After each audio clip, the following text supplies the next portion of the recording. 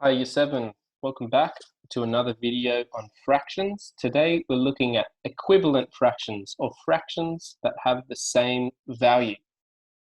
Now, the key thing that we need to know about equivalent fractions is if we multiply or divide the top, that is the numerator, or the bottom, and the denominator of a fraction by the same amount, the fraction's value has not changed.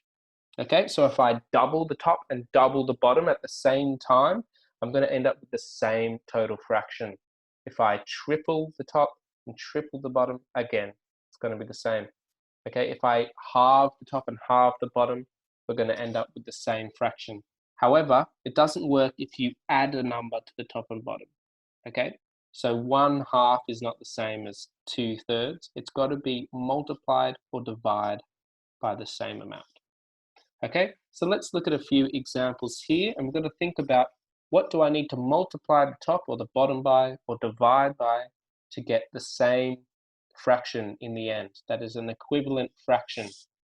Okay, so for this first example here, I've got 1/2 and I'm timesing the top and bottom by 6. So I'm going to end up with 6 on the top. 1 times 6 is 6, and 2 times 6 is 12. And what we know is that 6/12 is actually the same as 1/2. Okay, we're going to be talking about that more later on, but we've multiplied the top and the bottom by the same factor. We've still got the same total fraction. 6/12 is the same as 1/2. So for B here, we have 4/5, and we've got to turn it into some amount of tenths. So what we need to think of is, what have we multiplied the bottom by to go from 5 to 10? Well, to get from 5 to 10, you're going to multiply 5 by 2. So we're going to do the same to the top. So 4 times 2 is going to equal 8. And so my equivalent fraction is going to be 8/10. We multiplied the top and the bottom by 2. So 4/5 turned into 8/10, which is the same total value. Okay, has the same value as 4/5. Okay. Now, here we have 3/4, and we've turned it into 15 somethings. So we've got 15 of them, we just don't know what the denominator is.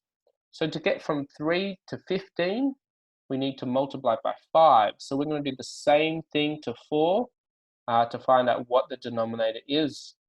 So it's going to be 15 over, and then 4 times 5 is 20. So we've got 15/20, which is actually the same as 3/4. Okay, so if you multiply the top and bottom by the same amount, you end up with an equivalent fraction with different numbers, but at the same ratio, so you get the same fraction value. Okay, later on, we're going to be talking about how we simplify to the most simple form, but for now, we're going to divide the top and bottom by a number. So 6 over 10, we're going to divide the top and the bottom by 2 to get a new fraction. So to finish off part A, 6 divided by 2 is just 3. 10 divided by 2 is 5. Okay, we've got a new fraction, 3/5, which is the same as 6/10. Okay, great.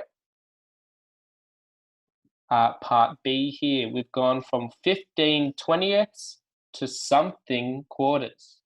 So we've got to think, how did I get from 20ths to quarters? Well, to get from 20 to 4, I need to divide by 5. So then I need to do the same to the top. So what's 15 divided by 5? Well, 15 divided by 5 is going to be 3. So we're going to end up with 3/4. Okay, again, same value as 15/20. We've just changed the top and bottom by the same amount. Okay, and C, 21/35, and we're turning into 3 somethings. So we don't know the denominator. We're going to work it out. To get from 21 to 3, I need to divide by 7. So that means I need to divide 35 by 7 to get the denominator in our second fraction. So it's going to be 3 over something. 35 divided by 7 is what? Okay, So 35, that's going to be 5. You can use a calculator to check that if you'd like. 35 divided by 7 is 5. So we end up with 3/5 as such there.